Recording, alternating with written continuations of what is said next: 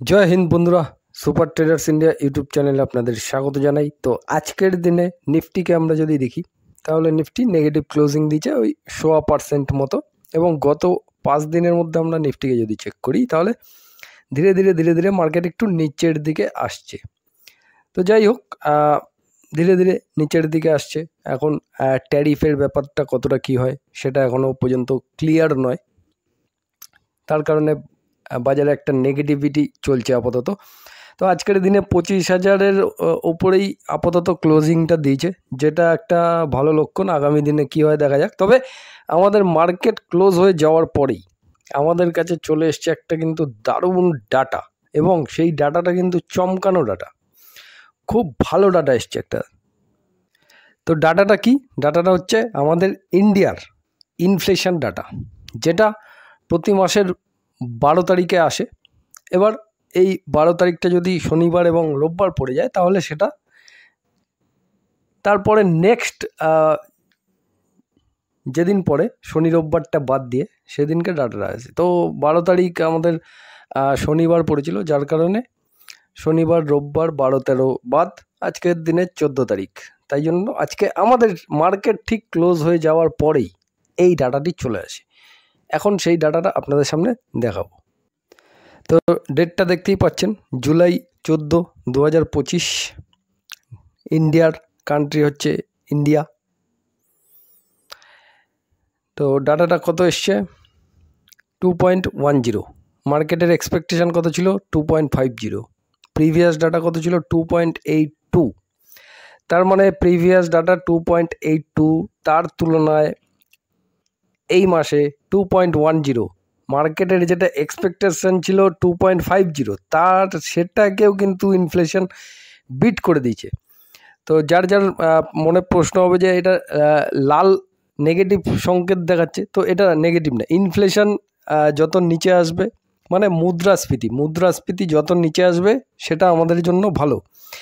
এবার আমরা গত কয়েকটি ডাটা যদি চেক করে নিই তাহলে আমরা পরপর যদি দেখি তাহলে দেখুন কন্টিনিউয়াসলি আমাদের ইনফ্লেশন ডাটা কিন্তু দারুণ পরিমাণে বৃদ্ধি পাচ্ছে, মানে খুব ভালো আসছে, ধীরে ধীরে নিচে আসছে।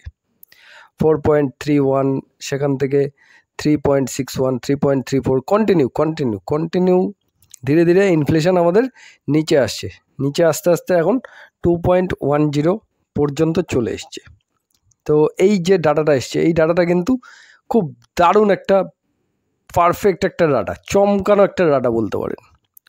তো এই ডাটাটা পজিটিভ না নেগেটিভ? অবশ্যই আমাদের জন্য এটা নেগেটিভ নয়, পজিটিভ সংকেত। তার কারণ ইনফ্লেশন যত কম হবে সেটা আমাদের জন্য সব থেকে ভালো। তবে এটা অতিরিক্ত কমে গেলে সেটা কখনোই ভালো না। ইনফ্লেশন সবসময় যেটা নর্মাল 2 থেকে 6% এর মধ্যে ইনফ্লেশন ওঠানামা করলে ঠিক আছে, এর মাঝে থাকতে হবে। এর ওপরে গেলেও সমস্যা, আবার এর নিচে আসলেও সেটা সমস্যা। তো এই কোয়ার্টারে কিন্তু ডাটাটা আমরা পারফেক্ট পাচ্ছি। এবার সব থেকে বড় ব্যাপার হচ্ছে আমরা এখন পেয়ে গেলাম এপ্রিল, মে, জুন, জুলাই, এই 3টে কোয়ার্টার মিলিয়ে, মানে এই 3টে মাস মিলিয়ে একটা কোয়ার্টার হয়, ঠিক আছে? তো এই কোয়ার্টারলি ডাটাটা এই 3টে নিয়ে ক্যালকুলেশন করা হবে।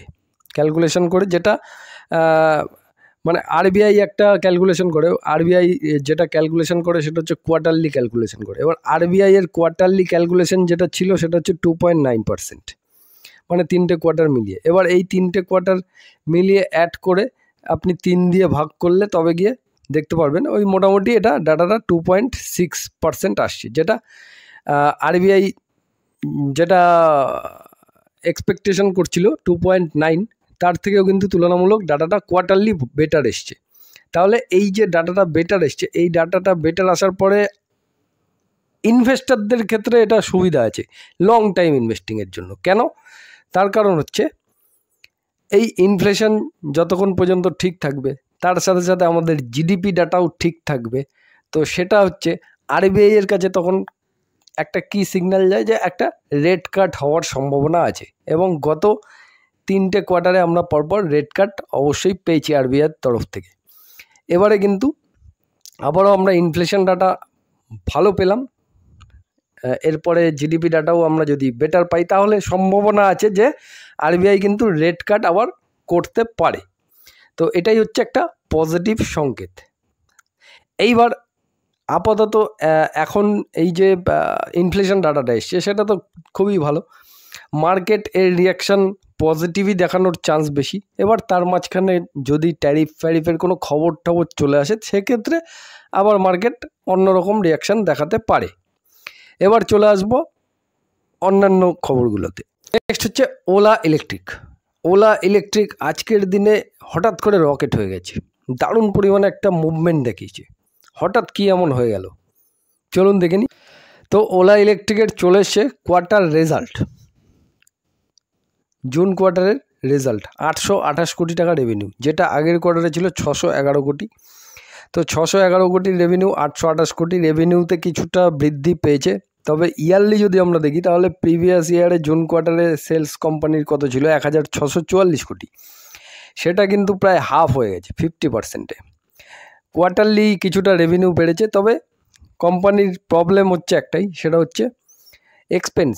কোম্পানির খরচটা দেখুন, কোম্পানির সেলসের তুলনায় খরচ বেশি, যার কারণে operating profit margin negative.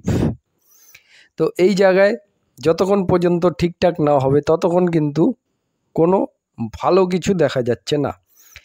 Net profit normally নেগেটিভেই চলে আসবে। এবার নেগেটিভটা প্রিভিয়াস কোয়ার্টারে 870 কোটি ছিল, সেটা কিছুটা কমে 428 কোটি, কিন্তু ওভারঅল নেগেটিভেই চলছে। তাহলে কোয়ার্টার রেজাল্টটা কি ভালো বলবো না খারাপ? তো কোয়ার্টার রেজাল্ট আমার ব্যক্তিগত ধারণা ঠিকঠাক আমার একদমই লাগছে না। যতক্ষণ কোম্পানি প্রফিটের মুখ না দেখবে ততক্ষণ আমার ব্যক্তিগতভাবে ঠিকঠাক মনে হচ্ছে না। তাহলে আজকের দিনে হঠাৎ করে এতটা জাম্প কেন হয়ে গেল? তো ম্যানেজমেন্ট একটা কমেন্ট্রি দিয়েছে, সেটা হচ্ছে ম্যানেজমেন্ট বলছে যে আমরা এই যে নেগেটিভটা আছে এটা পরবর্তীতে মানে এই 2026-এর মধ্যে আমরা আমাদের রেভিনিউটাকে প্রচুর পরিমাণে বাড়াবো এবং আমরা প্রফিটেও চলে আসব, এই একটা স্টেটমেন্ট দিয়েছে ম্যানেজমেন্ট। যার কারণে ওলা ইলেকট্রিকে যত শেয়ার হোল্ডাররা আছে তারা একটু পজিটিভনেস পেয়েছে, যার কারণে একটু স্টকে একটা ভালো স্পাইক দেখা গেছে। এবার সেম এই জিনিসটা কতটা কি এক্সিকিউট করতে পারছে কোম্পানি সেটা আমরা কিন্তু আগামী দিনে কোম্পানির পারফরমেন্সের ওপরেই দেখতে পারবো, এটাই হচ্ছে মূল ব্যাপার। নেক্সট চলে আসবো টাটা টেকনোলজিসেরও আজ কোয়ার্টার রেজাল্ট চলে এসছে, সেটা আমরা এক নজর দেখে নেব। তো টাটা টেকনোলজিসের জুন কোয়ার্টারের সেলস কত 1244 কোটি, যেটা আগের কোয়ার্টারে ছিল 1286 কোটি, তাহলে কোয়ার্টারলি ডাউন কিছুটা। এবং ইয়ারলি যদি দেখি 1269 কোটি, সেখান থেকেও ডাউন। তাহলে ইয়ারলি কোয়ার্টারলি দুদিকেই একটু ডাউন পারফরমেন্স পাচ্ছি। অপারেটিং প্রফিট মার্জিন যদি চেক করি তাহলে অপারেটিং প্রফিট মার্জিনও কিছুটা নেমেছে, ডাউন 18% থেকে 16%-এ এসছে। এবং নেট প্রফিটে আমরা যদি চলে আসি তাহলে নেট প্রফিটও 189 কোটি ছিল, সেটা 170 কোটি। তো quarterly down net profit. Yearly যদি দেখি 162 কোটি, সেখান থেকে কিছুটা বেড়েছে। তাহলে ইয়ারলি নেট প্রফিটটা কিছুটা বেড়েছে এবং কোয়ার্টারলি নেট প্রফিটটা ডাউন আছে। তাহলে ওভারঅল পারফরমেন্স যদি আমি চেক করি তাহলে ওভারঅল পারফরমেন্স কিন্তু নর্মাল পারফরমেন্স, খুব বেশি খারাপও বলবো না, খুব বেশি ভালোও বলবো না। আমার ব্যক্তিগত মতামত দিচ্ছি, আমি নর্মালি এভারেজ পারফরমেন্সই বলবো। এবার যেটা রেভিনিউতে যেটা দেখছি সেটা হচ্ছে রেভিনিউতে কিছুটা ডাউনফল দেখা যাচ্ছে। তো রেভিনিউয়ের দিক থেকে দেখতে গেলে একটু নেগেটিভ, প্রফিটের দিক থেকে আবার দেখতে গেলে সেখানে আবার একটু পজিটিভ দেখাচ্ছে। এবার আগামীকাল মার্কেট ওপেন হওয়ার পর মার্কেট কী রিয়াকশান দেখায় সেটাই আমরা কিন্তু দেখতে পারবো। এছাড়া আরও বেশ কয়েকটি রেজাল্ট আছে আজকের দিনে, এখনও পর্যন্ত এসে পৌঁছায়নি। যখনই এসে যাবে আবার পুনরায় আরেকটা ভিডিও পেয়ে যাবেন আপনারা। ততক্ষণের জন্য জয় হিন্দ, বন্দে মাতরম। সবাই ভালো থাকবেন, সুস্থ থাকবেন।